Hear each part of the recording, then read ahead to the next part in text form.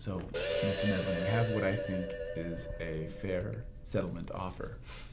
You've had a chance to look over my spreadsheet of costs and expenses and can see that if we accept this offer, we get 70% of what you asked for and avoid dealing with the hassle of being in trial next week. Quite frankly, sir, I think this is a no-brainer. Well, if you'll pardon me for using my brain, I don't agree. You told me that I had a very strong position in this case, so why should I settle for half a loaf now? Given all that we've been through, I want my day in court. What Terry Burnett did to me was wrong, and I want that bastard to have to come to court and deal with it. Yes, but we talked about this at mediation. Nobody knows what those 12 jurors would do with the case. They could award you half of what you're asking for and think they're doing a great thing. What we have now is more than that. You know, a bird in the hand that beats two in the bush. Fine, so be it. If that's what the jury says, then I guess I'll have to live with it. Okay, but our firm gets 1/3 of what you recover. I mean, maybe you can live with that, but I don't know if we can with the amount of time we've put in this thing so far. Mr. Ellis, Harrington Gibson has done the legal work for my family's companies for over 30 years. This conference room that we're sitting in was paid for by legal fees paid by my father's company to the firm when such work was very hard to come by. So I'll thank you not to suggest that I consider your firm's interests above my own. Do I need to bring Mr. Gibson in on this conversation? No. We don't need to do that. Look, it's not about the fees.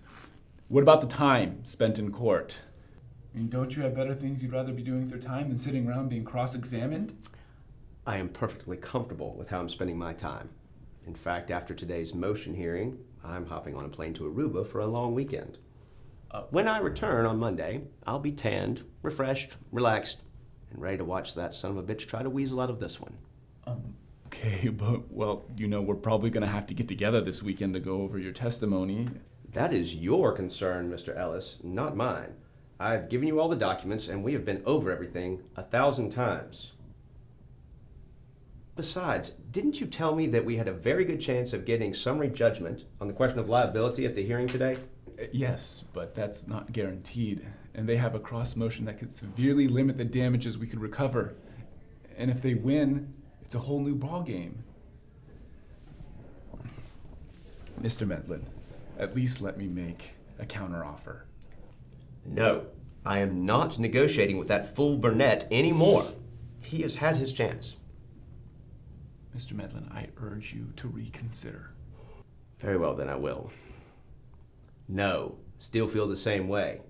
Let's tee it up. Mr. Ellis, you're a smart young man. I am sure you'll get it all taken care of. That's why I hired the best law firm in town. Now, don't we have a motion hearing to attend? Yeah, crap, we better get going. Okay, can you hand me that binder and I will go to my office and pick up some files and meet you downstairs in the car. Yes.